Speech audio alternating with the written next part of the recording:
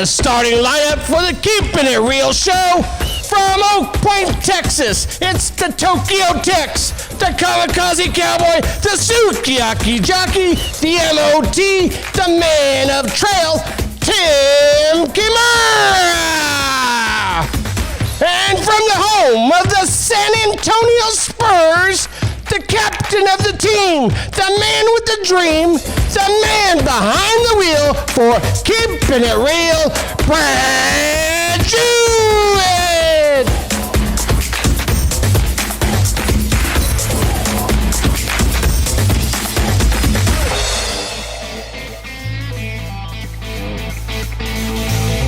Hello, everybody. Let us know where you're tuning in from tonight.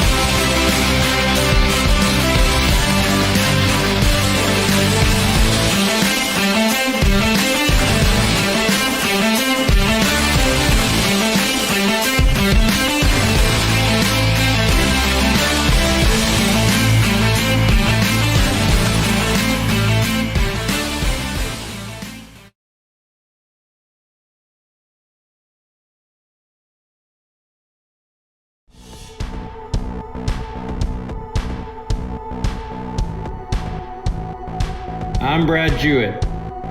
I'm Tim, the Trailman. Keeping it real. And now, Brad and Tim. And now, the starting lineups for the Keeping It Real show. From Oak Point, Texas, the Kamikaze Cowboy, the Tokyo Tex, the Sukiyaki Jockey, the MOT, the Man of Trail, Tim Kimura. And now, from the home of the San Antonio Spurs, the captain of the team, the man with the dream, the man behind the wheel, at Keeping It Real, Brad Jewett.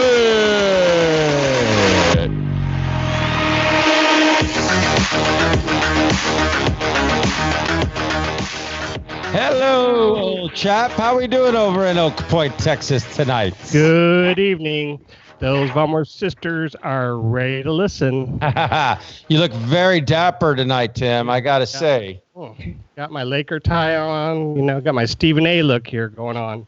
And I have to say, I think this is the first time I've ever had one of these, like, fancy helmets on. Actually, I think it may be the first time I've ever had a helmet on, like, for real. It's kind of... Safety first. Kind of weird. Safety first. I feel very safe, though. Well, like, my Bradford, 2-year-olds or my 3-year-olds. Guess what? They're not messing I'm excited. with helmet on. Happy anniversary. Happy Thank anniversary. you. And thank you, everybody that wished us a happy birthday. It's our 8th anniversary. It's been a great day. We got to go out to eat here in San Antonio, Texas.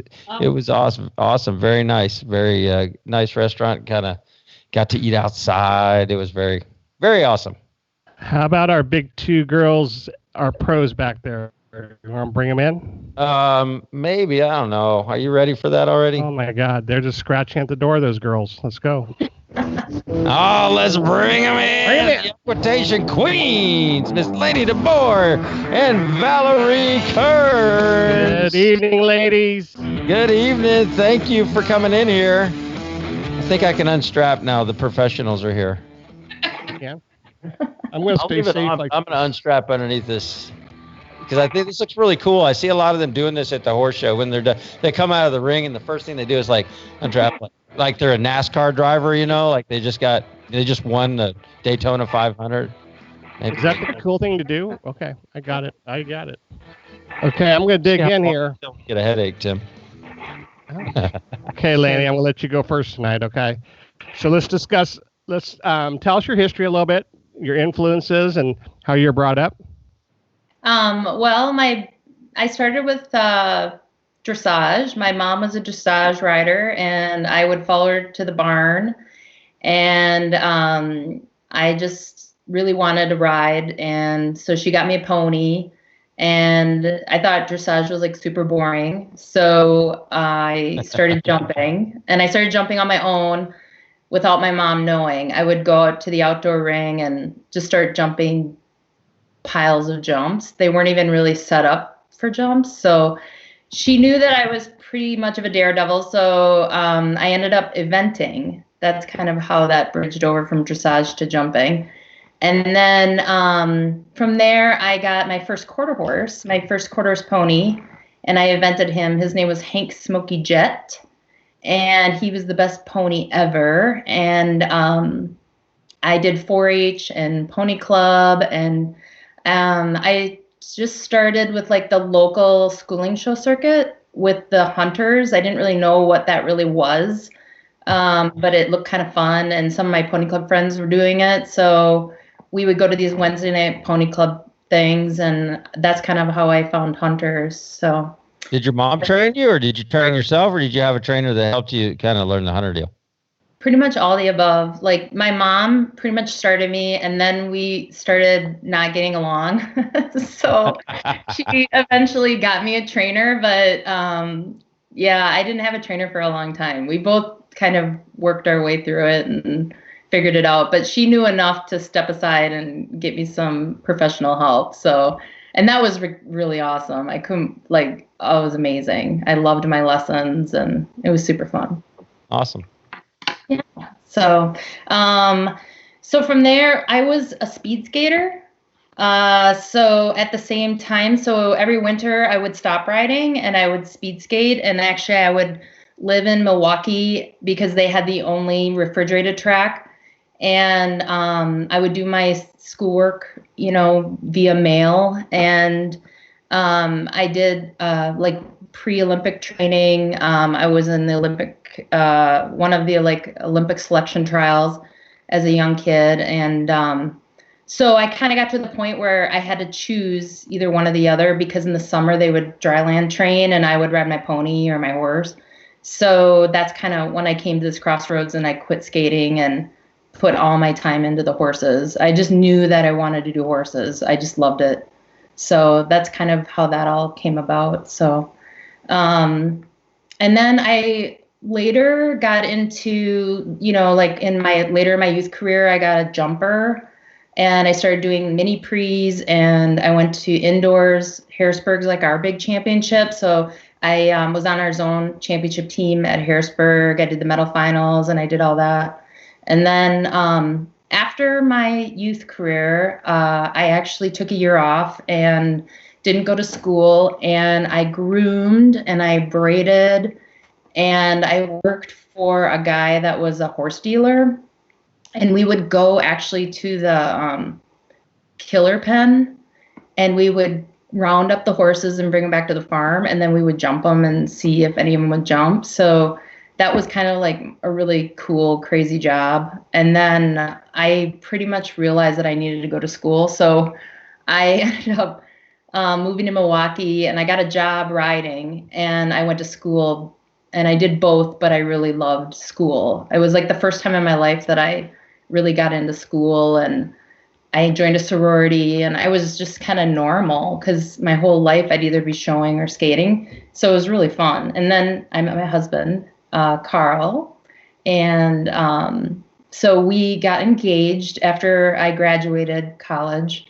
I had a business degree in business management, and then I went home actually to start up a business, and then I got a call from Bill Bormes, and he had gotten my number from some vet, and he's like, I have got this quarter horse business, and we need a hunter trainer, and you were recommended to me. And I was like, I didn't even know quarter horses showed. I didn't know there was a circuit.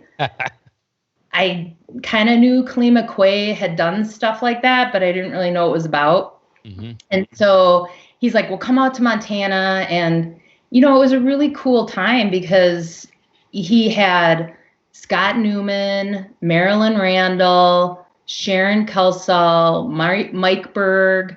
Wow. They were all the trainers, you know, and he knew what he was doing. He got kind of assembled this great group, and we had awesome clients and super nice horses, and I did it for a year, and that's how I started in the quarter horse stuff. And I'd never been to a quarter horse show, and I went to one in Montana, and I cried the first day because it was like crazy. Like I didn't know I had to be the jump crew and the course designer and the shower and the trainer.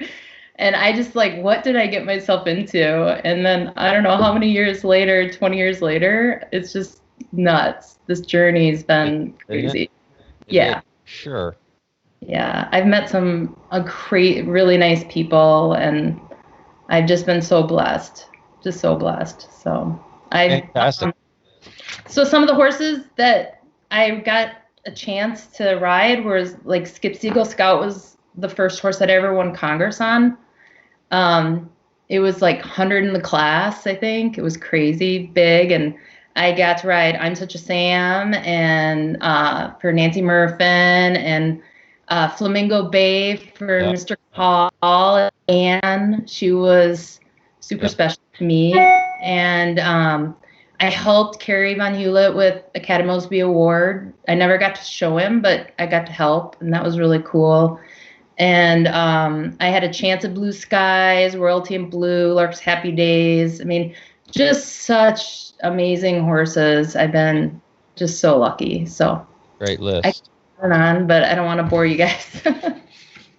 Yeah, well, we have so much information that we want to get out of you ladies tonight. So for sure. But what an amazing list of horses and accomplishments and great story. I love all the grassroots and where people get started. And like you say at the end of it, like, I don't even know how I really got here. I didn't even know AQHA existed. That happens more than you know it. That happened for me anyway, for sure. Tim, go ahead. Sorry, I don't mean to take over. You're muted, Tim. Tim, you are muted. Sorry. Hey, buddy. Checking my dogs, So Valerie, go ahead.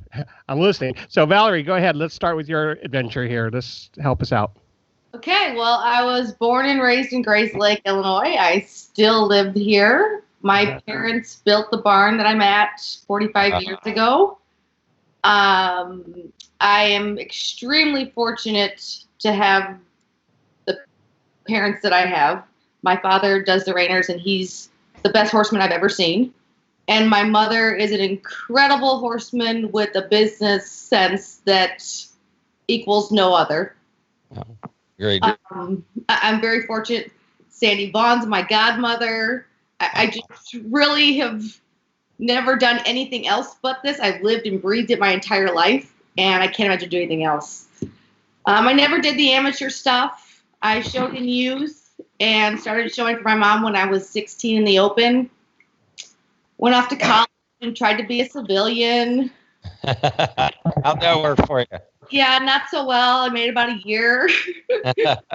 A cool fact is my mother and I are the only mother-daughter come to win the all-around title. Really? So can I jump in? Yeah, go ahead. So can you tell everyone who your mother and daughter is? My mother, Yeah. Diane Eppers. The Diane Eppers. Yeah, we want to be clear on all that, right? And your father? Ken Eppers. Ken Eppers. There you go. Yeah. I just want to make sure we mention their names because they're pretty important to our history here. Yep. They are extremely important. Yep. So went to college.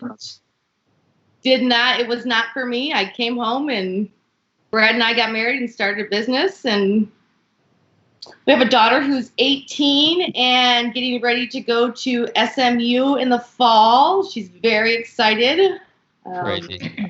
I can remember when you were pregnant. That's just, I can't believe time has gone so fast. I know. And she's going to be a small business pre-law major, which is very suiting for her. Yeah, I run a small, intimate business. I don't like to do big numbers anymore. I did that in the past, and I really wanted to take things to a different level and think about if I was writing the check, how would I want my money spent, and kind of reformed my business. And I can't imagine doing anything else because I truly love the horses, and I truly love people who love their horses. Awesome. So I can just tell you real quick, when you were having your daughter, we were at Congress, and you guys handed me off 3 of your girls to help in the trail that year. And yeah, she was born on team tournament day, and they all drove home at 10 o'clock at night and got there at 6 o'clock in the morning, and I had her, and they were there for an hour or two and drove back. Wow. I actually tried to get David McCarroll to induce me there at the Congress. I said, you can take care of everything. I said, I've never missed a Congress in my entire life. I said, I can't start now. I totally trust you. We'll get whatever you need, but you can do this for me. And he did not want to hear it. I wouldn't want to be put in those shoes for sure. Oh, smokes. So do you want to say anything else about any of your clients, your horses? I've just been truly, truly blessed to have the group that I have. They're so supportive, sure. And they have my back regardless. And I've got to teach some amazing people and ride some amazing horses. Great. You have great clients. I've helped a few of them, and Yes. I always enjoy helping your team over there. So, Thank you. okay, girls, let's go to work. So, Lainie, let's start us off. Maybe we should talk just basically what you girls think is the ideal Hunt-C equitation rider and what they would look like. Well, I think we both got together on this, and the number one thing that we wanted to kind of talk about is our ideal rider reads the rule book and understands the purpose of the class. Amazing how simple that can be. Spelled out black and white right there. Yep. I mean, like black and white. Like if you want to know what a 2 point should be, there it is. You know, it is. I think it's also a way to respect the people that wrote that rule and wrote those rules for you, because it is really, really well done. And I also think that, you know, you need to understand the scoring system. You know, a lot of people don't know what penalties are, what maneuvers are, you know, how much a penalty is. It's really pretty amazing. So that's my soapbox for the night. But to be all serious, overall, you know, for me, there has to be a quality of position, a connection with the horse and rider, fluidity in the movement from like one maneuver to the other, and that horse is forward and coming from behind, getting in front of the rider's leg. The rider has to be effective, but quietly effective. Really good track work is really important for me, that they steer well and they can shape and bend their horse around the track. And smooth transitions, and, you know, probably most importantly, a partnership. You know, that's a big part of it, is the suitability and the partnership that we see in the ring. So Great. And then Valerie, you want to add on to that? I agree with all that 100%. To me, it's a little bit more simplified. I want to see a positive ride, free-flowing, elegant ride that the rider's seamless with their horse. You know, to me, it's very simple. I want to see that you know your horse in and out, and it's more about you being able to execute a phenomenal transition or maneuver than it is where the maneuver's at. I want to see your horseman. Great. Go ahead, Brad. No, I got. So, Tim, you were saying sorry. okay. I can talk if you want me to talk. Oh no, let's break it down. A little bit. So maybe we want that one picture. Was it the I'm see sorry. the correct seat. Correct. Yeah. We're gonna let Lainie kind of break this one down a little bit here. Okay. With the eye position. Joan is pulling it up as you're. About that. There you go. Job. Okay, so I'll work from the bottom up. How does that sound? So, you know, the heel is, you know, heel down. That's your anchor of your position. That's important, especially for jumping. It's really important that the heels anchor the whole position down. And then that strong lower leg, you're going to see that toe is lined up with the tip of the knee, and then that ankle bone lines up with the hip. So that lower leg is supporting the movement and the stability of the upper body. So that heel and lower leg are in the correct position. It's underneath the seat, and it's positioned in just a beautiful way in this picture. As we move up, you're going to see like how her seat is just kind of gently sitting in the saddle. She's vertical, but not like super vertical. Like she's just in a nice, pretty position with her upper body. I love that her hip angle is soft. It's not forced. I think we see a lot of riders kind of use that forced hip angle, and they get this rigid looking kind of pelvic area, and their low back gets a little overdone. And this is such a natural straight back. And then, you know, for me, arms are everything. You know, it's the main communication with their mouth, and probably the most touchy part of a horse. And so the arm has like a slight bend to the elbow, but then you can't really see the rest of this picture, but that the elbow and the wrist, and I'm assuming that there's a direct line to the horse's mouth with the rein. And that's what we're looking for. Just this really soft slope. It's not an L shape. It's more just a soft slope. So it's looking really, really natural. And then through the core, I like that, you know, that she sits square and her shoulders are square, and that core is kind of holding that upper body. And then when we get to the top, her eyes, you know, I'm a big believer. Eyes are what get me around a hunter course. They're absolutely 100% important to plan for maneuvers. And, I think I see too much people looking down, worrying about where their horse's head is at, or they look at the ground. I don't know. But I just love how this rider's just it gives it such a confident feel, just looking at the picture, that she's just looking ahead. It's good. Valerie, do you have anything to add to that on this picture? That I know she did a great job explaining it, but if there's anything, please feel free. No, I love all of that. The biggest thing that I like is the softness and the balance of the rider. Their center is right in the middle of that horse, and they're soft through their back and soft through their elbows and have a strong base. I love all of it. What's the next picture that we want to pull up for? The correct 2 point, the still. Right.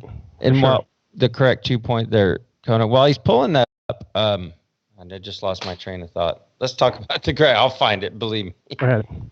So when I'm judging, this is probably the one position when I judge that I see across the board have like 10 different, probably 100 different variations, right? Yeah. I mean, it's really crazy that, this is a very simple position, but for some reason it's gotten to be kind of a lot of versions of it. And this is about as correct as it gets. So you're still seeing that slope, that deep heel, that lower leg didn't change. The leg stayed right where it's supposed to be. And that's exactly what you want. And then all they're doing is just standing up in their stirrups, and it's just lightly out of the tack. It's not, standing straight up in the stirrups. And I just want you to look at the gentle, like the way that she's just slightly ahead of the vertical. She's not tipped forward. She's and for me, where her upper body is, it just gives such a balance to lend itself for a strong lower leg. That lower leg is holding that upper body, and then that hip angle is so soft, so it's going to absorb a lot of that canter rhythm. And then again, the arm, that short rein, that's having a connection to the horse's mouth. The hands are important to me because they're independent. They're not laying on the neck. They're being held, but they're not stiff. They're not we're not seeing that L shape. We're seeing a soft line from the elbow to the wrist, the shoulder, elbow, wrist. Look at that line. It's really, really soft. So that gives more of what I would call a following arm. So do we have the other 2 point picture too, guys? The one in motion, the 2 point in motion. Yeah. Yeah. See, I just love that. And we took the gloves off this girl so we could really see the hands, because if we had black gloves, it would be a little harder. But again, it's just not forced. She's going with a good 2 point.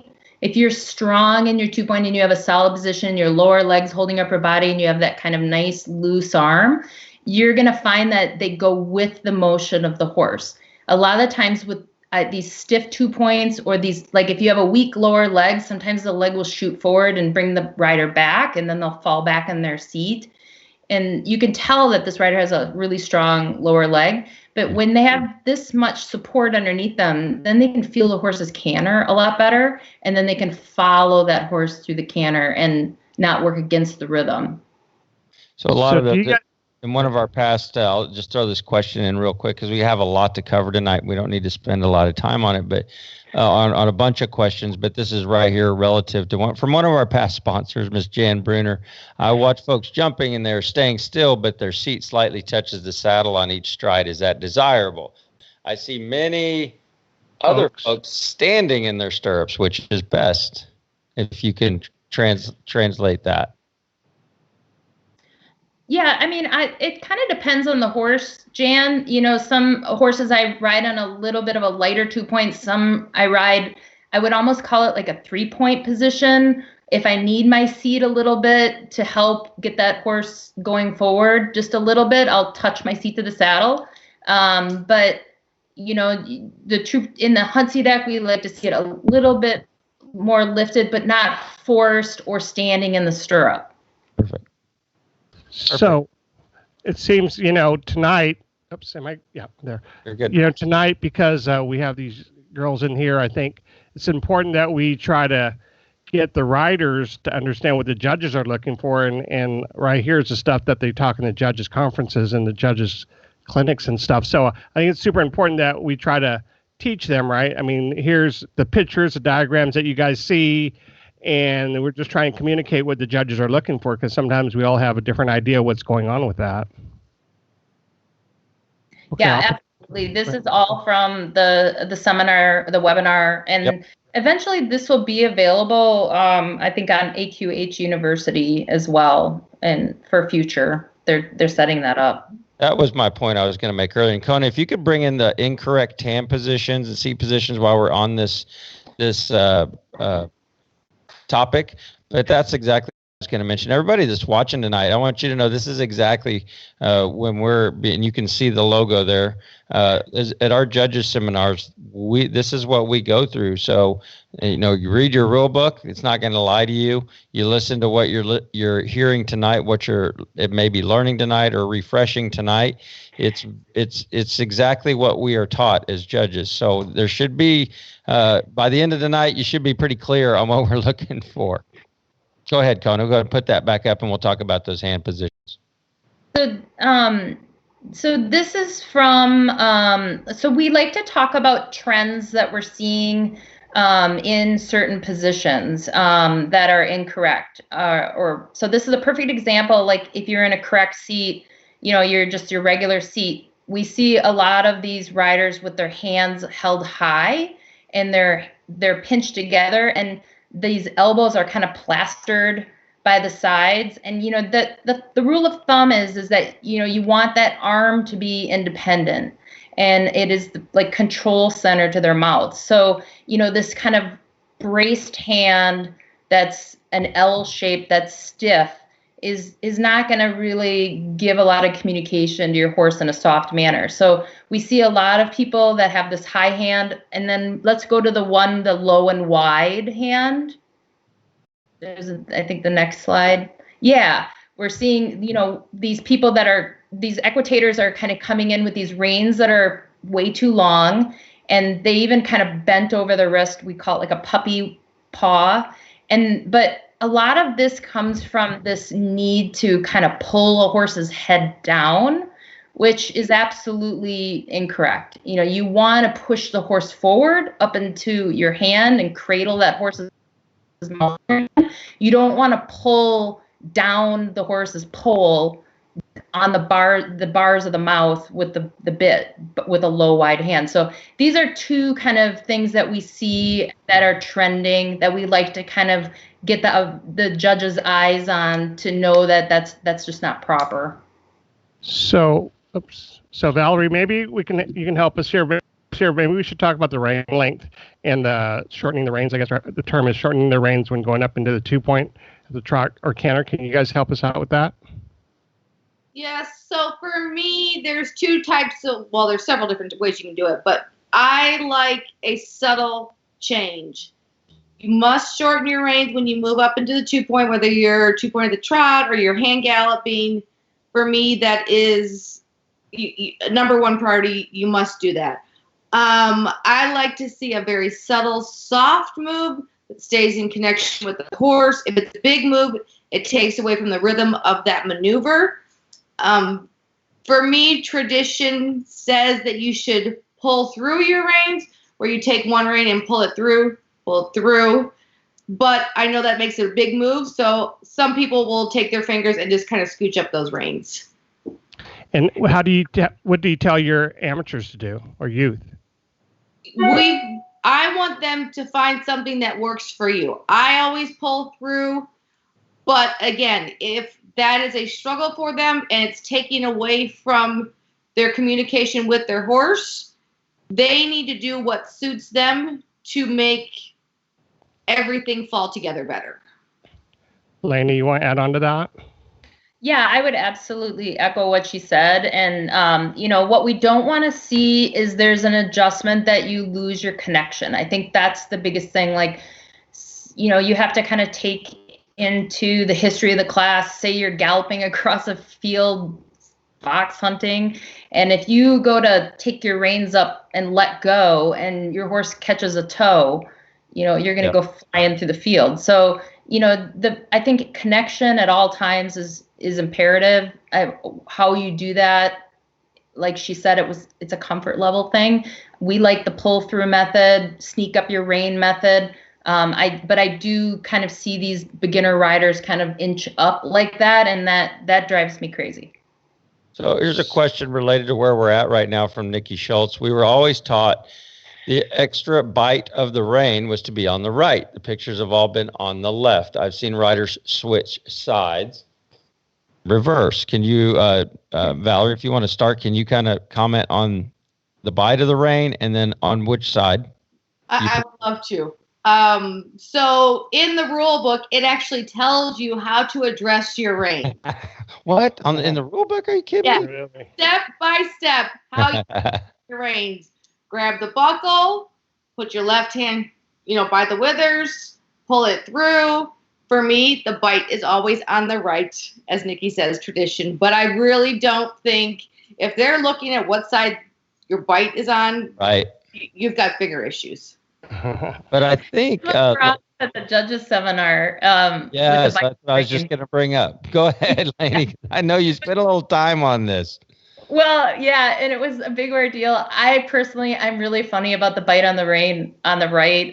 I hate that in these pictures are on the left, but that's just, it is what it is. But maybe the pictures got reversed when they got on the slide. I did some research on this. My mother's going to kill me because she told me this, but she said that it came from when the soldiers were in battle and their sword was on the left and they had to take their right hand and pull it across and it couldn't get caught in the rein. Oh my gosh. I know, and that's stupid. So just for that one.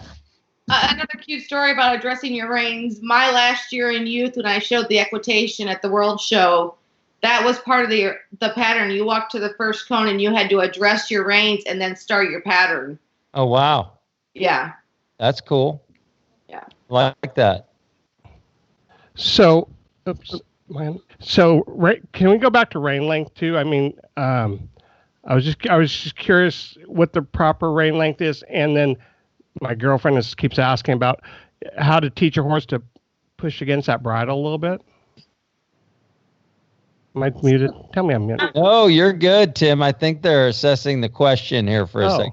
Because it's very true, especially when you're on an all-around horse that does the Western events and you've got a bigger bridle on for majority of the day, and then all of a sudden, okay, it's time to go to equitation, and we put this English bridle on him. You two just fill us in on some of the things, because I know, Valerie, you do the all-around and do the Western and the English and everything. So just tell us a little bit about how you explain that piece to your riders. Okay, you've asked them to kind of stay down there without contact, and now you need to show a little bit of contact, right? Yes. So for me, I think that your reins, very, very rarely are they too short in the equitation. Yeah. More often than not, we see a rider that has a long rein. And that's one thing I really want to emphasize. It's about connection. And if you have a drape or slack in that rein, there is no connection. You may have a connection in your leg, but the connection should be leg to hand.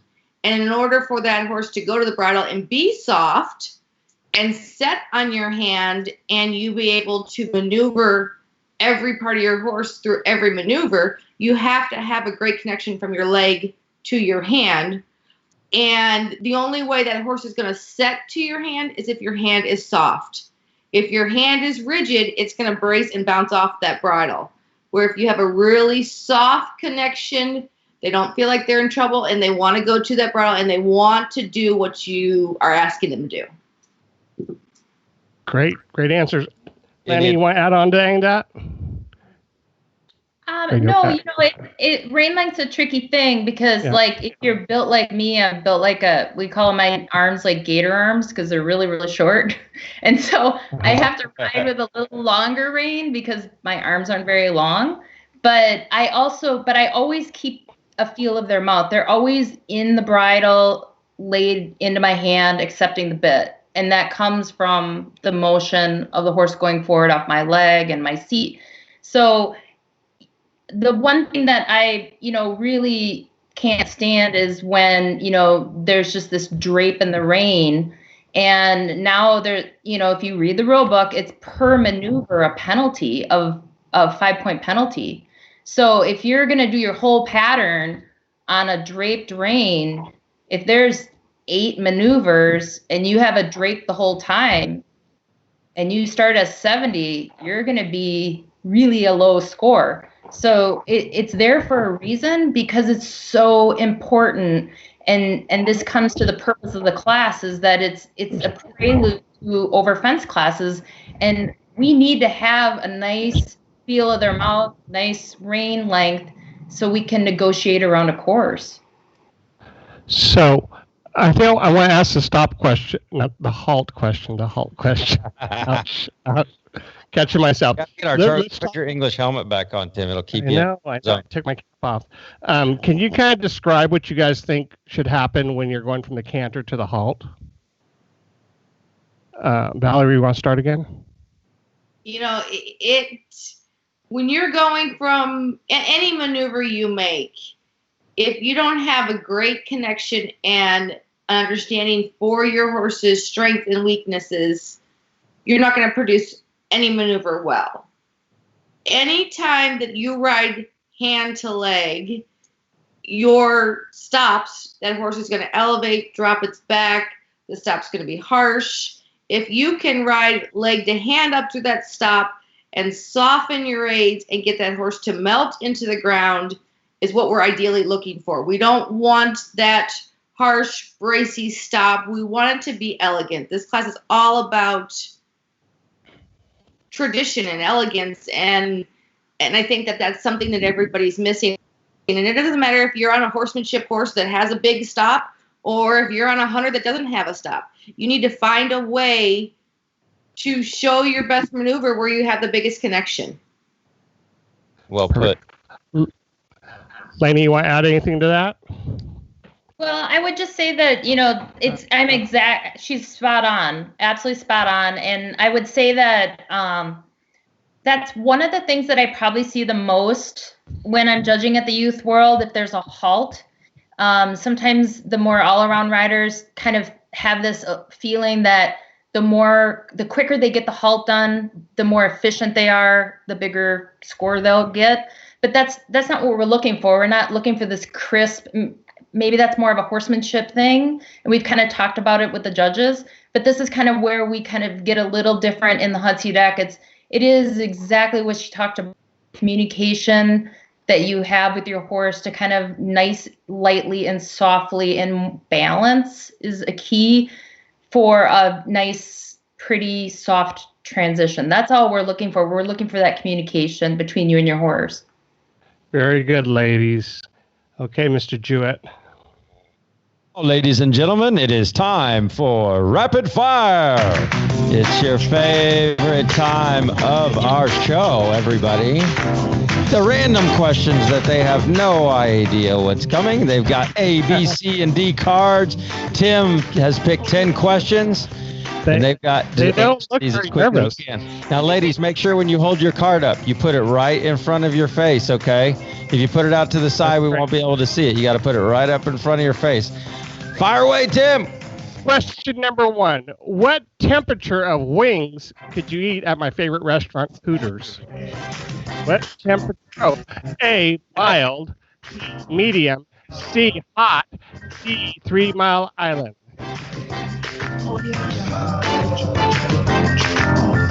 Wow. Medium and hot. Oh, I thought I saw the D there for a second. If you could raise an exotic animal safely, which one would you raise? A zebra, B, a kangaroo, C, a camel, D, a monkey. Valerie's kangaroo. She didn't hesitate. Oh, look, we got a monkey, Tim. The monkey. Oh, Yes. Tim's great monkey story. Wow. C, 3. What type of alcohol do you enjoy drinking to unwind? What type of alcohol do you enjoy drinking Always to have an unwind? alcohol question. How about A that? classic mixed drink. B, a glass of wine. C, a martini. D, a blended margarita. They're all of the above. Yeah, E. Hold on, All 4 of the cards above. up for that. Valerie Kearns, which one you pick? You know, Katie Jo would have said all of them. She just grabs all their cards, right? It's not fair. 4. Who has the most pictures on the wall in your house? Who has the most pictures on the wall in your house? A, your family. B, your horses. C, your dogs. D, yourself.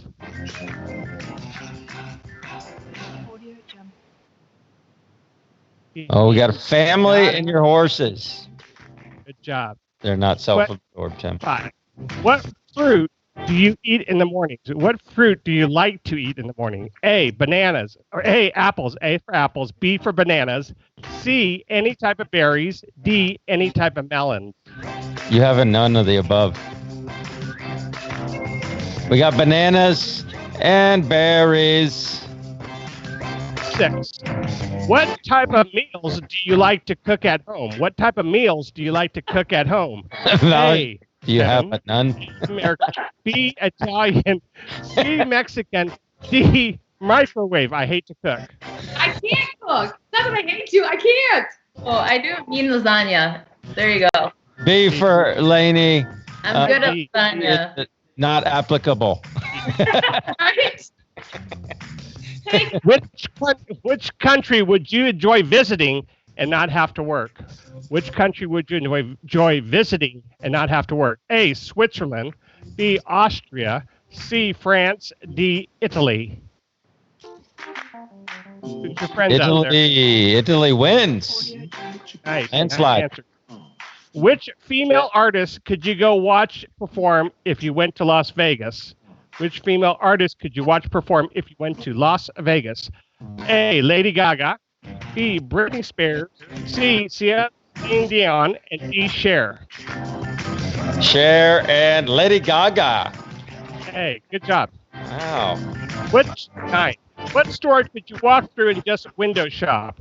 Store could you walk through and just window shop? A, Nordstrom's. B, Neiman Marcus.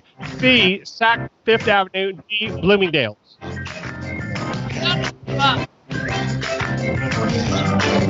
Oh, there's okay. Valerie's saying there's no such thing as window shopping. Lainie says last Neiman question. Marcus. I call Last it needless question. markup. Listen up. Which past guest on Keeping It Real show would do well in a hunt seat equitation class? Which past guest on the Keeping It Real show would do well in a hunt seat equitation class? A, Go. Aaron They're Moses. watching. Be careful. B, Andy Cochran. C, Cody Parrish. D, Justin Billings. Oh, that's a good question. You misspelled Andy Cochran, by the way. Again, keep spelling Andy's name. Justin Billings. We know he's been in an English Saddle. We've seen it. Cody Parrish. Cody Parrish. Good job. Pleasure Boys were out. The first 2 Pleasure Boys were out. Good jobs, girls. That Good all job. 10? That's 10 right there. Wow. Wow. All right. All right. So we're going to take a quick break, everybody. We will be back here very soon. Do not go anywhere. We've got multiple questions still to go.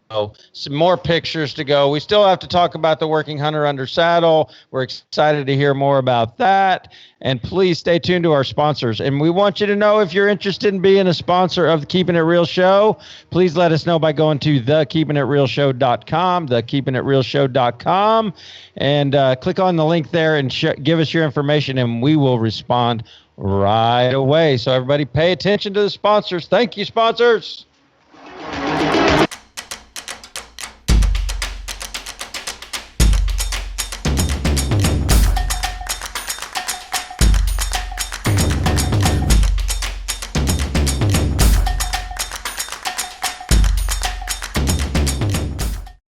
Every once in a while, something comes along that could be a game changer. Enter Unishippers, a trusted shipping source for more than 30 years. If you need a reliable, fast shipping source, Turn to a specialist that knows the unique shipping needs of the equine reproductive marketplace. As an authorized UPS reseller, Unishippers offers unbeatable shipping value. Let Unishippers deliver for you. Call Mark and his team today. Caring for your horses is easy when there's a safe choice for you. If you need one feed for the whole barn, there's a safe choice. If your horses need gastric support, there's a safe choice for them too. Some horses need lower starch and sugar.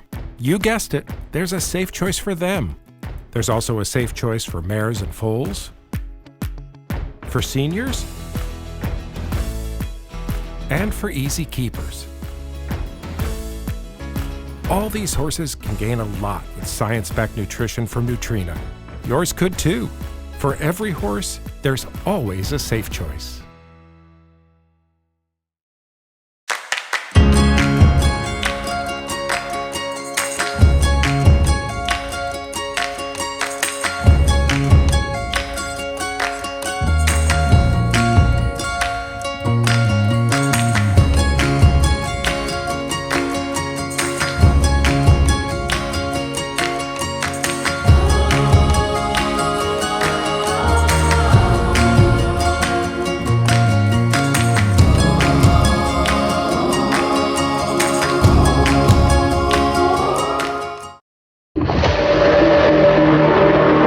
Tim out of his seat again. The starting lineups Gotta for get the Tim out of Keeping his It seat. Real show from Oak Point, Texas. The Kamikaze Cowboy, the Tokyo Tex, the Sukiyaki Jockey, the MOT, the Man of Trail, Tim Kimura. And now, from the home of the San Antonio Spurs, the captain of the team, the man with the dream, I got a the dream. man I got a behind dream. the wheel, and keeping it real, Brad Jewett.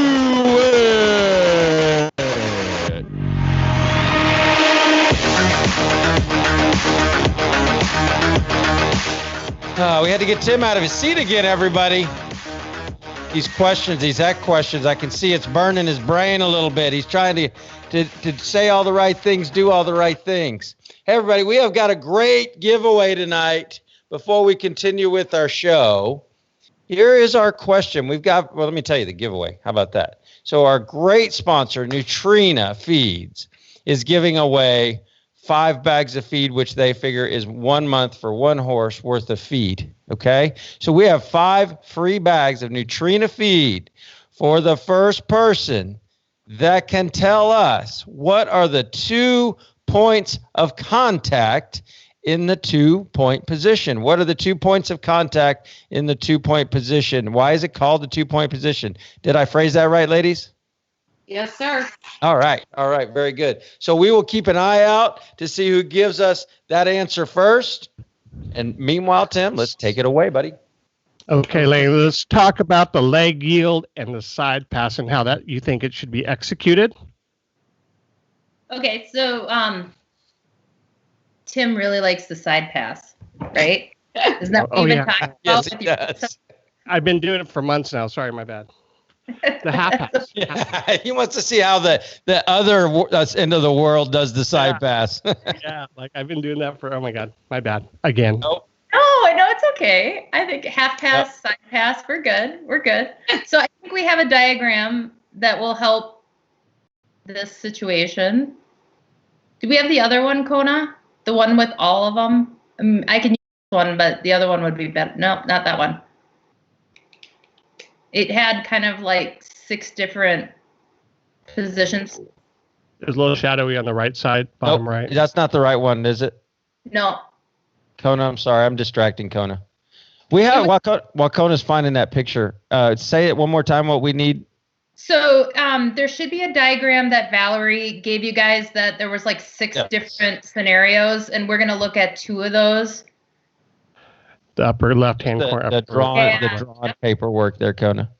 The upper left-hand corner and the lower right-hand corner is what we were going to look at. So I can start the conversation. So Sure. Yep. the difference between the leg yield and the half pass or the side pass is really the change of bend. So in the leg yield, the bend goes away from the direction that you're traveling.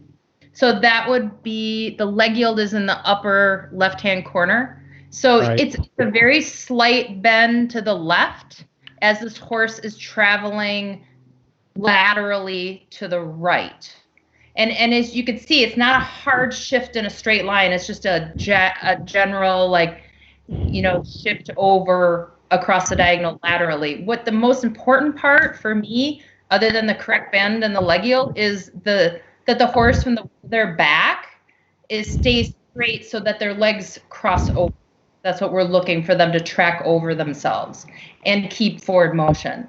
So with the half pass, the lower left hand and right corner. So this is where the bend changes, and the bend actually, and this is a harder degree of difficulty for me. I think this is, and it's a little more of a maneuver that is a high, I don't know. I guess it's just a lot harder to do.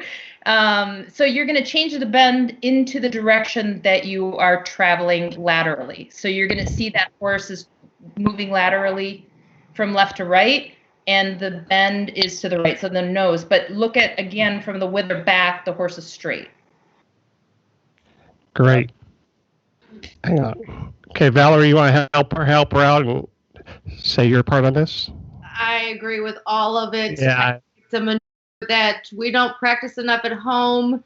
We usually only have it in the finals at the World Show, so people don't really think it's a necessity. I think it makes all your horses better. When they have it at the World Show, generally we see lots of people just trotting a diagonal line to incur no mistakes. I would like to see an attempt to make that horse stay square and step up through and cross over and have some forward lateral move to it. Can I just say something real quick here? This is just like trail, you guys. You guys do this. I don't do the side pass till the World Show, and then you guys get all caught because you didn't practice. And here we are in the quarantine right now, where maybe this is a piece we ought to practice a little bit. So when we get to the World Show, it's not surprising the night before trying to figure it out. Definitely. Amen. So let's just keep going to the forehand turn and the turn on the hunches. How's that? Hey, we do have a Forehand- winner. We do have a winner. Mr. I think it's Darren Shatley. Is that right, Kona? Did I get the first name right? I know the last name is correct. Yes, Darren Shatley right there. 2 points of contact in the 2-point position. Valerie, you want to go on this one too? The forehand turn or the turn on the hunches? Again, it's about having a great connection and Right. leg to hand, keeping that horse square and not bent. I want to see a balanced rider and a balanced horse. In either maneuver, whether you're doing it on the forehand or the hunches. Do we have the video on this one? Yeah, Kona, can you pull up that video real quick? And ladies, just kind of just talk about this. We'll run it a times, and so that the viewers can watch and you guys can talk about as we go. Good, bad, indifferent. Yeah. What do you think? It looks a little. I saw this in real time, so it's smooth. That's what I like about it. There's no stall to it. Every step is methodical and it shows a lot of balance.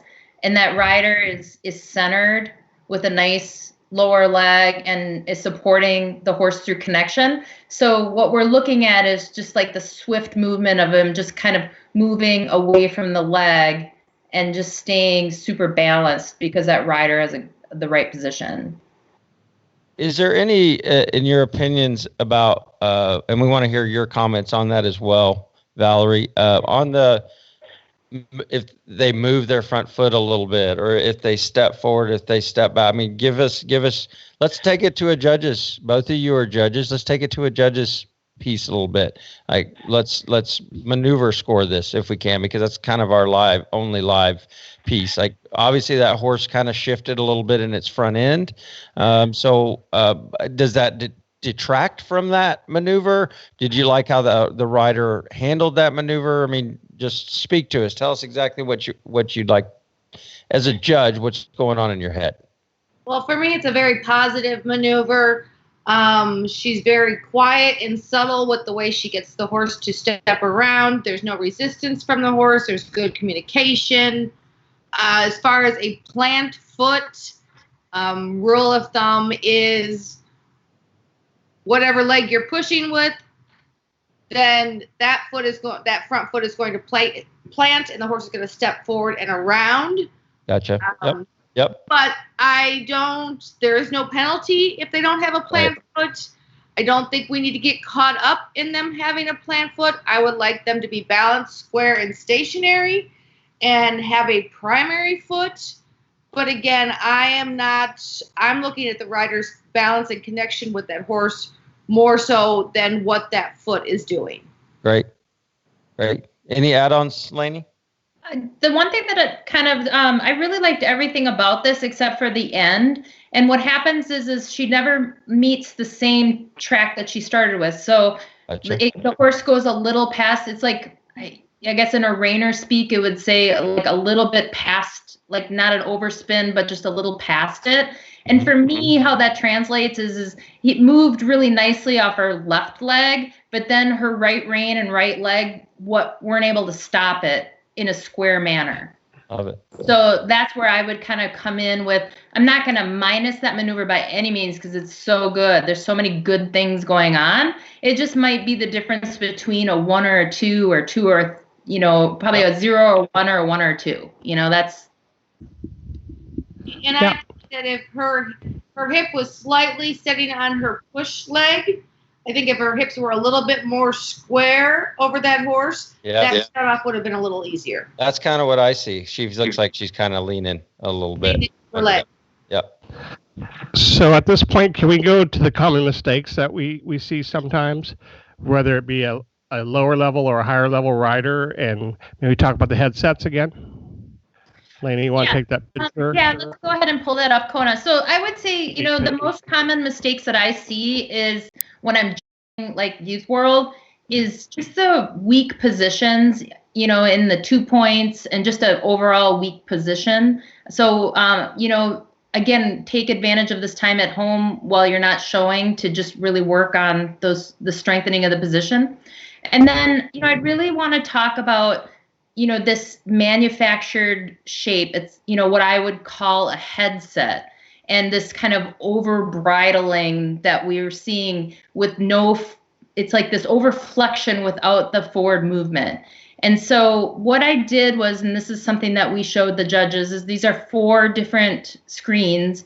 The top one is the correct, and the bottom one below it is what we're seeing as a trend. So if we look at the first one on the upper left, see how balanced that horse is. It's driving from behind. It's pushing up into its front end, into the bridle. Its pole is up. Its belly's up. Its back is soft and round. And there's just a balance to the whole look of it. And then we're seeing kind of this too low of a horse below it. We see this a lot in equitation, this long rein, these low hands, this kind of planted hand, and these long reins, and these horses heavy on their front end. They're getting, see how different it is from the one on the top. All the weight is on the front end, and then the pole is below the wither. So if we take it to the right, this is at the trot, the next one to the right. Again, the top one is the more balanced, on the bit, correctly moving. The one below it is another trend we see is this kind of over flexion, that chin to the chest, behind the vertical. And a lot of this can be from over bridling. It can be from horses being just not forward enough. They have to be coming through the body, the engine from behind, pushing the horse out in front of them. And so they kind of have this fixed feel. And this is kind of where that headset look comes in. And it's really incorrect. And for me, when I see a horse that's this overflexed and this behind the vertical and kind of has this headset, it kind of just tells me a story about how this horse is being trained or being ridden. And then below on the lower left is the canter. Again, the top one is, this horse is nice and light in front. His pole is up. He's cradled in the rider's hand. And I want you to look at, this is the most important part for me. And I'm the hunter girl here, so I'm going to get on my soapbox because this is a prelude to Over Fences, is I want to see if you can tell where that horse is looking. So that horse is looking ahead. So if I were to be cantering to a jump, he'd be able to see the jump. So now if you look below it, this is a place that we see some horses being ridden in this low, heavy front end frame. And then where the eyes track is down in the dirt. And so that's really a big, checkpoint for me, is where are they looking? Where is their head? Is their head up? Is it head down? Is it being taken away from the jump, or does it look like they're continuing to a jump? And then the last one on the lower right is just the horse that's just way over flexed and behind the vertical. And that horse just shows me that it's behind this rider's hand, and it's not accepting the bit. It's not accepting the hand. It could be over bridled. It could be overtrained, but it's definitely giving me this vibe that things aren't being done correctly. Yeah, I'm watching both sides. Valerie, you have anything to add to that? I mean, that was a lot, but I mean. I do. Can you pull that picture back up? Yeah. Go ahead. Coda, bring me that picture back, please. Yep. Which picture? Again, we do a lot of the horsemanship too. Yep. But I think you have to go back to the rule book, and the rule book says that it's a base for a natural progression to over fences class. And on all four of those pictures, the bottom view, you would never approach a fence with your horse in that position. All four of those bottom sections are unsafe. So you got to think, your powerhouse is on that hock, and your horse is going to move across the ground, approach the fence, and jump over the fence if the horse is balanced back on that hock and riding up through the bridle, looking where it's going to go. And it doesn't matter if you're on a little Western horsemanship horse or a big hunter. You can still find a way to present that overall picture. Good. And I think it's important. Go ahead, Brad. No, I'm just saying that's great. That's great information. And we have a question from Carly, but I think that's kind of addressed it. But if we didn't, please just as quick as you can, because we still have some things that we really want to get to tonight. But she goes, is it okay if the horse's head and neck raise slightly and nose sticks out slightly during the hand gallop and then go back to the correct position when collected? Definitely. Yep. Simple as that. Agreed. So I apologize. I'm not going to get to everybody's questions tonight, but when one pertains to where we're at the moment, we want to just address it and try to keep on. So besides this our other questions. Besides the headset, I'm sure there's something else that we can talk about a common mistake for different riders levels that you see in the field. Lainie? Well, I think that, like I said, the lack of 2-point is probably pretty big. I think that forward motion is really the thing that I see more at the local shows. Sometimes the patterns are a little bit on the smaller side. It's a tighter ring, but even at the little bigger shows where there's that opportunity to have a little bigger pattern, we see these, and this is where kind of this talk of you don't have to have a 17-hand horse. One of my favorite riders, and we talked about this earlier, was, and I used it in an example in the judges seminar, is a woman named Elizabeth Borders. And she was an all-around rider, and she rode you could clearly tell it was a Western horse. At the time, I had Jessica Johnson, and she was on this big, huge, big, black moving horse. But man, Elizabeth was so elegant in her presentation, and what I really appreciated was the fact that I knew she was an all-around rider. I knew she was in multiple classes, But the fact that she got her horse to elevate his head and move through his body and cover ground without looking quick or fast, that to me just really, amped up my respect for her.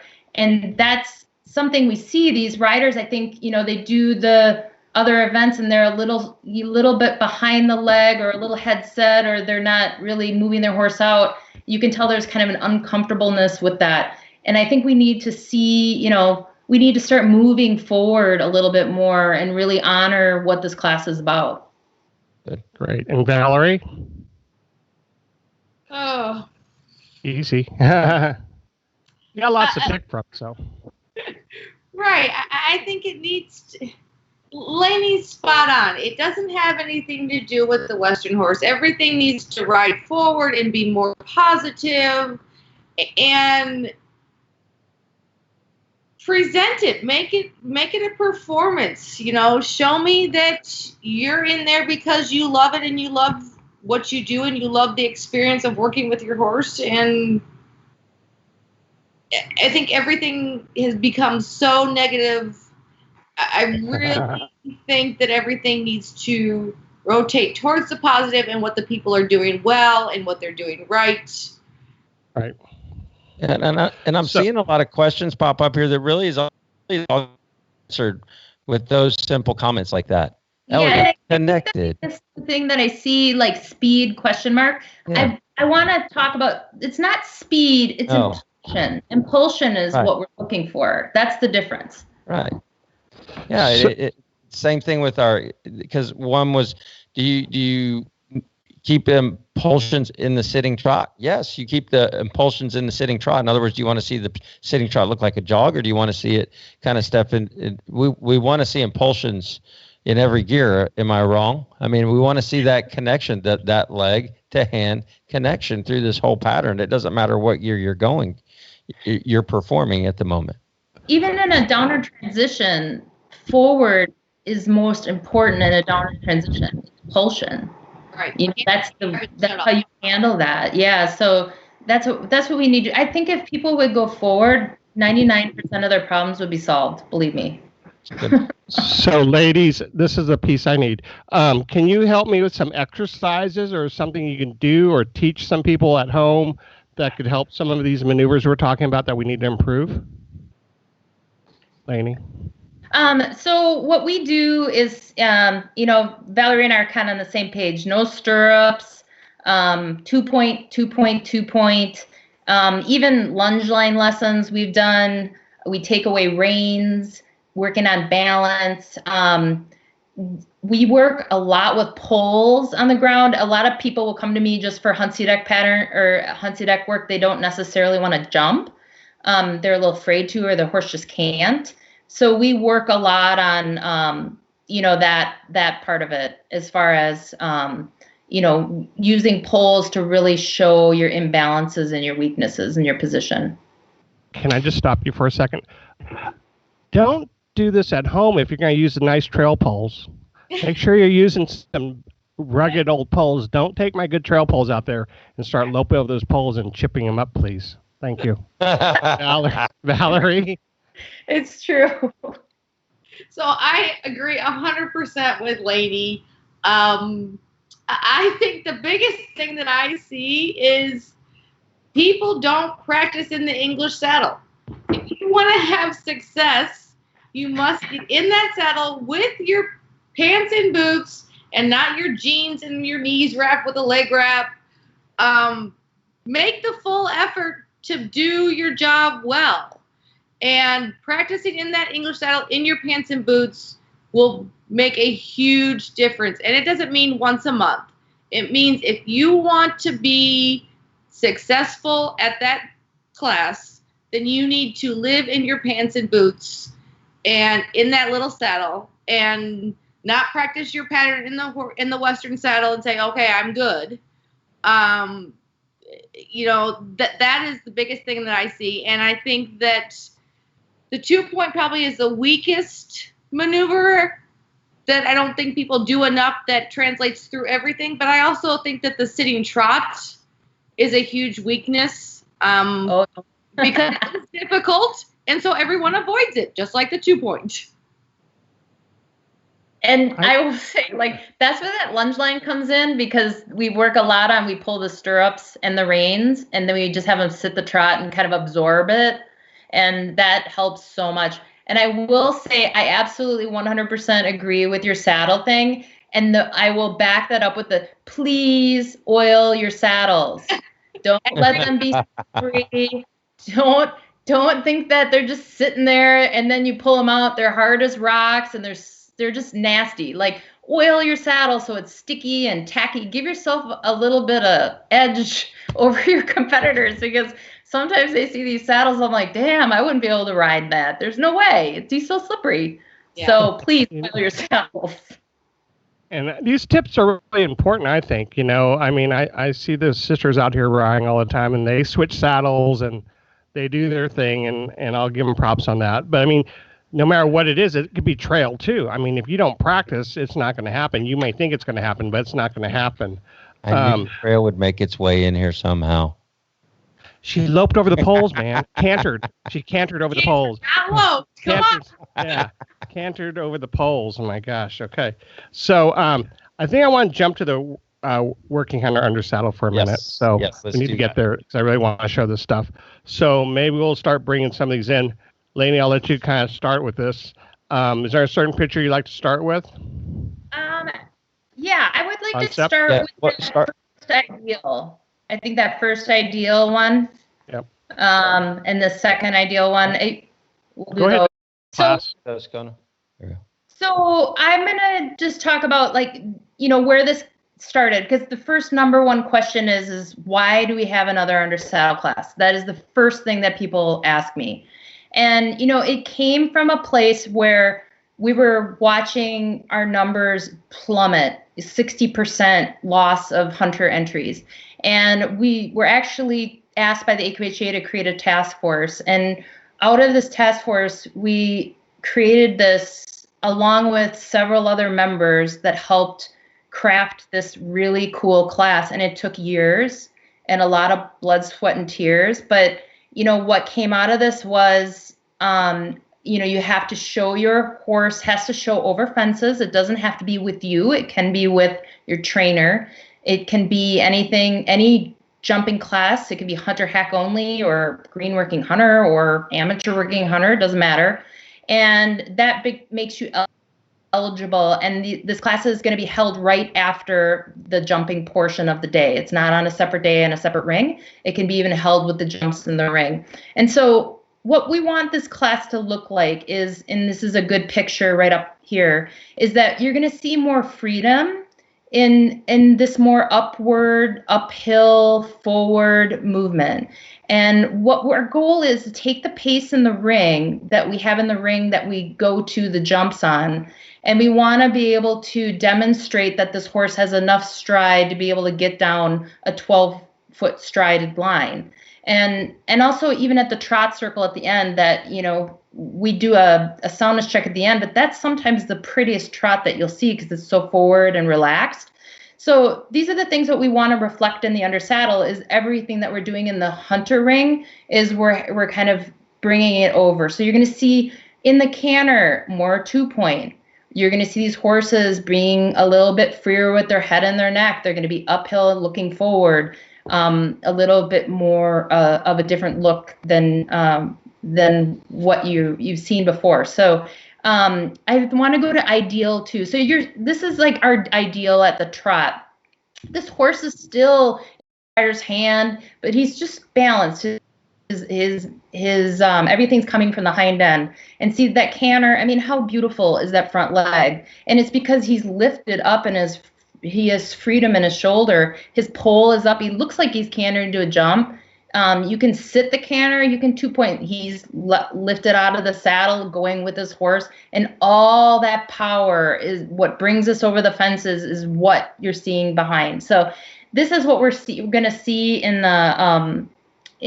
this class, and we're super excited about it. It's going to start at NSBA World. It stepped up and put it in their schedule. Congress added it. The world added it as a green stakes class. It's probably going to be seen at more horse shows than I just hope that it really gets people jumping again. You know, there's people that used to jump that don't jump that are starting to jump. That's pretty awesome. That's what we want. And we want to be able to give opportunities to have a different class. Say your trainer jumps your horse, and then you get to show it in the amateur. You don't have to jump yourself. So it gives you a choice to pick between, you can only pick between working hunter under saddle, hunter under saddle. You can't do both. So, you know, this is what we're going for. So I want to go to the next screen. So when we presented this class, we have those screens where they're kind of like one placed on top of the other. It's trot and canter, I believe. Yeah, there's a trot, there's a walk, there's a canter. Yeah, walk, trot, canter. So this is what we presented to the judges of how we want this to look. And what we're looking at is, you know, what we're kind of seeing in the under saddle ring versus kind of where we would like the working hunter to be. And you're going to see, you know, at the trot, this horse just has a little bit more step, and his pole is up, and he's just his shape is just a little bit different than on the inside layer. So let's go to the canter. That's kind of a tough one to see there with the roan legs, but you can see where it's up just a little bit. It's just got a little bit more reach and impulsions to it. So this to me, you know, just speaks volumes. This is one of my favorite pictures because, you know, for us, stride is gold. It is you can't have enough stride.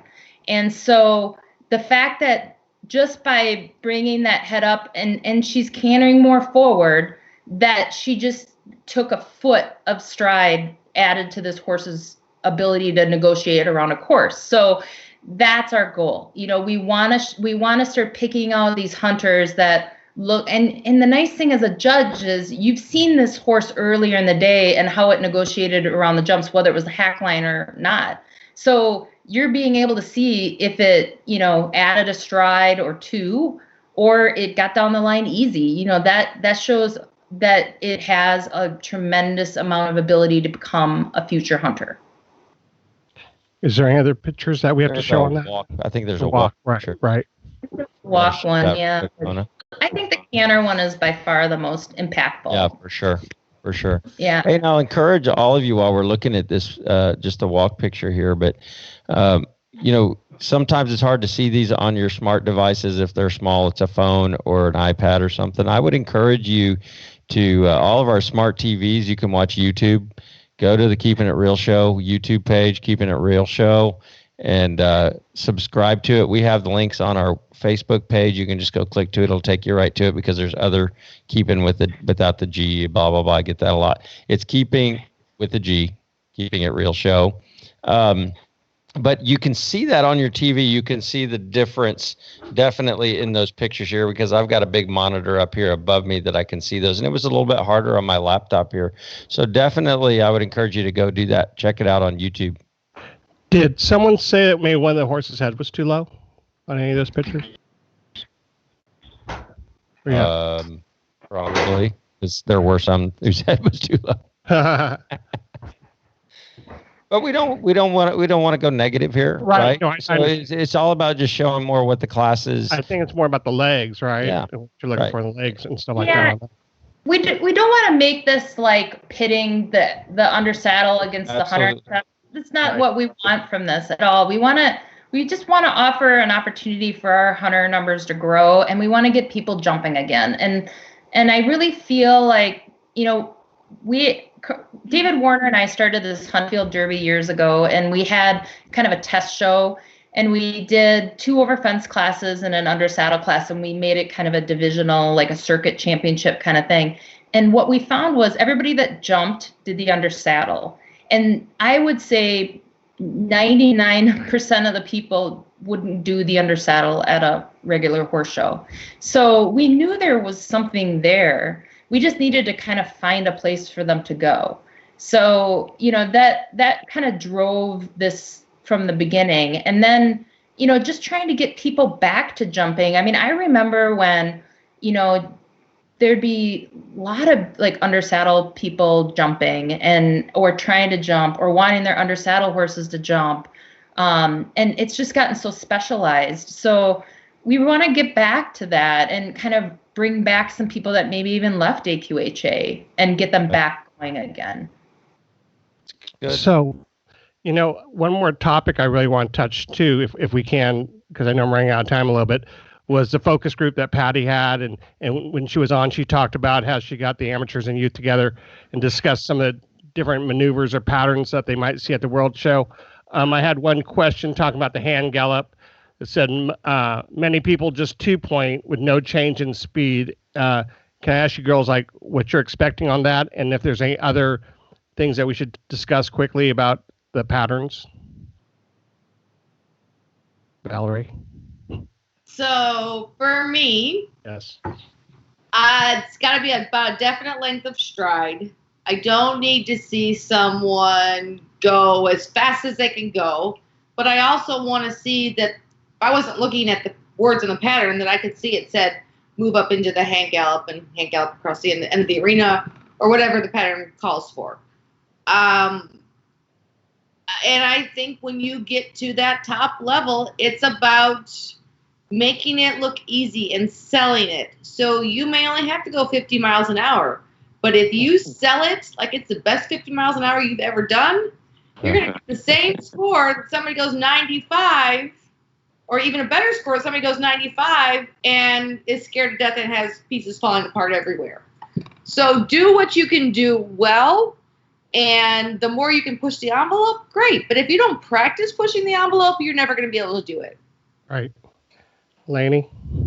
Yeah, I would totally agree with that. I mean, I'm looking for some sort of a gear change. I don't need to see burning rubber by any means. I just want to see you to tell me, where is your edge?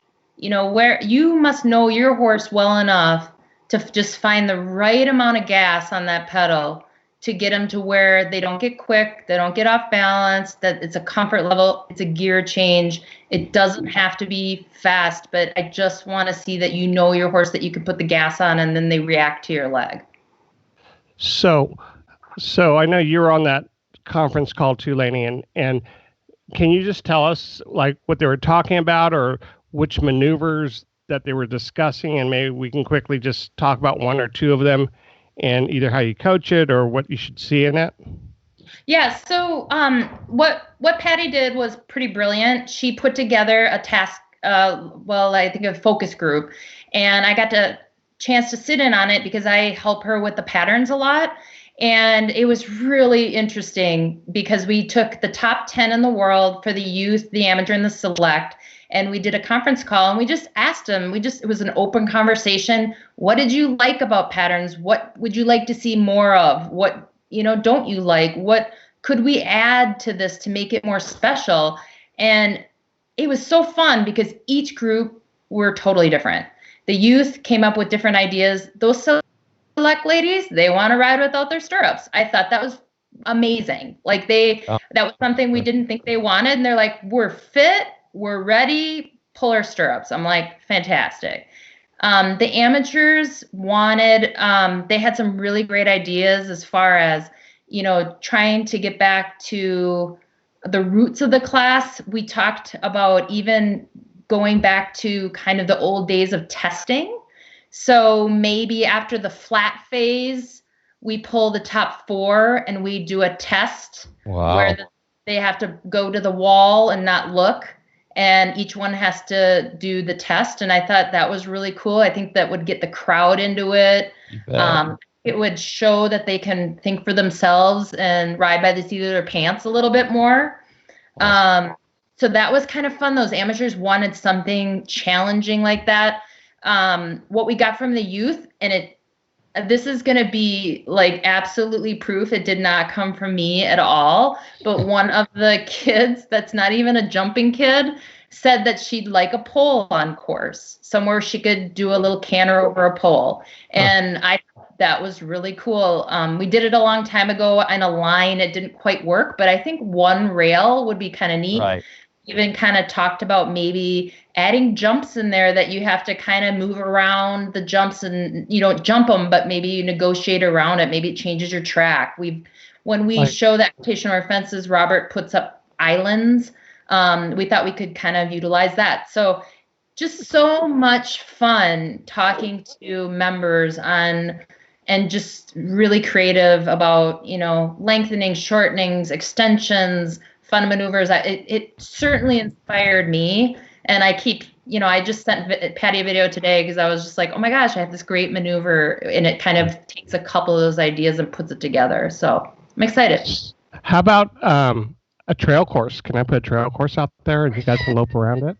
No, but okay. So, what one of my ideas was? I thought it'd be really cool to flip a reining pattern, make it a Huntsy deck pattern. Oh, yeah. You could do turn on the haunch. Yeah. You could do like a kind of a half circle back to the track for the rollback. You could do a fast circle and a slow circle. I mean, I think you could kind of have fun playing with that a little bit. Sure. So, Valerie, I know you draw patterns too. So what in that mind of yours do you like to ask, or do you think it's important to request in some of your harder level classes, and tell us how you would teach it? I would really like to get away from the PC patterns. I would like to see more flow and more forward and more connection and more transitions versus stop, turn, go, stop. I want to see that pattern flow no different than the hunter course would flow. And when you're having all these stop, turns, the pattern and the horses get very choppy and short-strided. And those exhibitors never let that horse have any free-flowing stride. And that's my biggest thing, is that I really think we all need to try to get away from those tight, choppy patterns on the weekend level. At the world shows, they're wonderful. But I think on a normal, everyday weekend horse show. So as you guys say that to me real quick, it seems like because you lope all, canter, because you canter all the time, it seems like you should canter for a long time and make this design like an ice skater out there, and then do your trot and walk maneuver somewhere else in that pattern. But like, you should lope for a long time, change leads, lope for a long time, and make that shape like a hunter course would, and then do your intricate, slower stuff like my side pass, half pass stuff, or whatever. So I want to see a transition of between all of it. I want to be able to see you be able to go to that leg yield and step your horse over nice, soft, without any resistance, and then be able to step it off into the canter and move up to the hand gallop, with your horse lengthening and striding, you following it, not where you get up and then your horse has to follow you. To me, I think it's got to be more about the fundamentals of making your horse perform better and that connection that you have than doing your maneuver at the red line or at a cone. Take the cones away and show me your artistic side. Make it your own. I've always been a big believer in that you can tell so much on somebody's ability to ride their horse just by a figure eight. Mm-hmm. It doesn't have to be this big tricky this, that, and the other thing. If they can canter 2 even circles and trot 2 even circles and pick up their diagonals and maybe even sit the trot and halt and maybe do a lead change in there, that's all you need. You're going to be able to figure it out. You're going to get more of the focus on the quality of the position than the trick of the maneuver. Correct. So do you think that's where the crossover between equitation and horsemanship is a little bit, where horsemanship maybe is a little bit more tricky, and equitation you need more flow and more stuff you're talking about? I think horsemanship is very difficult, don't get me wrong, but I think equitation is by far the harder maneuver, because horsemanship, we can educate those horses to do it pretty much regardless of what that person does. Where in the equitation, that soft, elegant maneuver tells on that rider every single second. Lainie, you want to add on to that?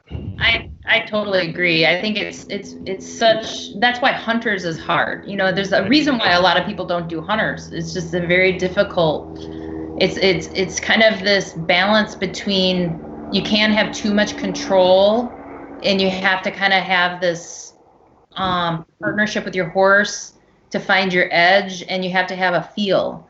And I think that's why a lot of people kind of struggle with the hunters. I mean, some people just don't like to jump, but it's a very difficult thing to do. And I think riding a really good English pattern is the same way. I think it's tough, but you don't want to see me in a Western saddle. So I don't know much about horsemanship. Saw pictures. Harley Western D. riding. Zip is Where's our retired. Western riding? Harley D. Zip is retired, lady. Pictures. Yeah.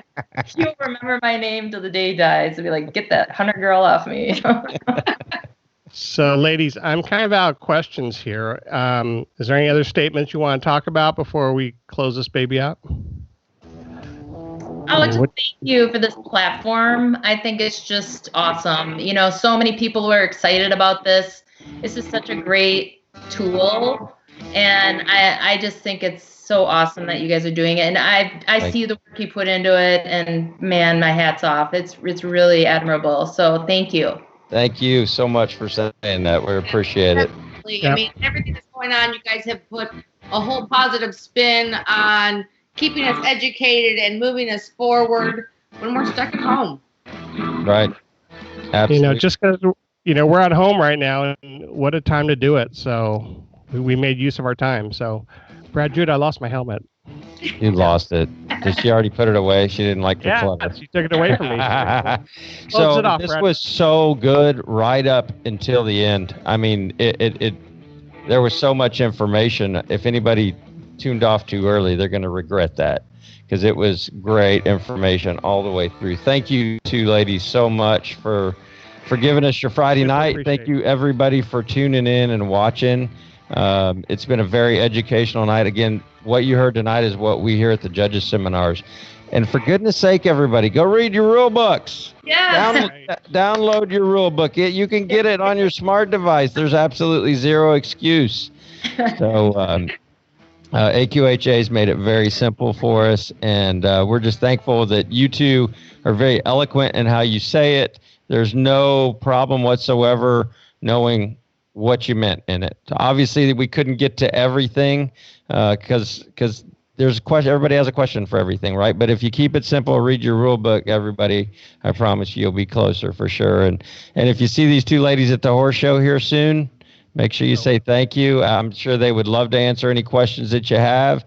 Now you got something to break the ice. Say, I saw you on the Keeping It Real. There you go. There you go. We'll let you two jump off. Tim and I will clean the house here real quick, Thanks, and then we'll catch up with you on the other side. Thank you so much. You're welcome. Take So care. Bye.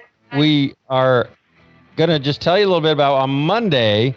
We're going to change gears here. We're going to the Horse Association, and we've got Mr. Billy Smith and Dave Dellin going to join us, telling us what is going on with the paint horse world, the youth world. The show's coming up for them, new stuff, old stuff. I mean, it's like anything you want to know about the paint, we got the guys that are at the top of the whole game right there. So make sure you join us on Monday night for that. And then on Wednesday, we've got the horsemanship. And who else could we pick but Mr. Kelly McDowell and Robin Frid? I mean, come on. Robin Frid. It's gonna be awesome night, Wednesday night, and then Friday night. Guess what we get to do come June? We get to go horse showing. Guess where Tim and I are going? We're going to Redbud. We're going to Redbud. So guess who we're having on the show? My boss, Jackie Kershka. Jackie Kershka, Friday night. There's going to be a lot of information here Friday for those of you that are going to the Redbud, and anybody that's not on here that you know is going to the Redbud, they're going to want to tune in Friday. We're going to learn the protocol. We're going to learn what Jackie is going to need everybody to know coming to the Redbud. And of course, she's a great horsewoman, so I'm sure we'll have some horseman questions for her as well. But we want to know what's going on with what we need to be prepared for when we unload in Oklahoma City. It's almost there. So thank you, sponsors, again. And we apologize. Our website seems to be down right now. We had somebody want to go on after we mentioned about sponsorship. So please, their email, if you scroll back down, you'll see our email that you can send us information. If you want to be a partner with us and sponsor this show, we'd love to have you. Thank you, everybody, for coming tonight. Thank you again, sponsors, for allowing us to do this. Good night, everybody. Thank you.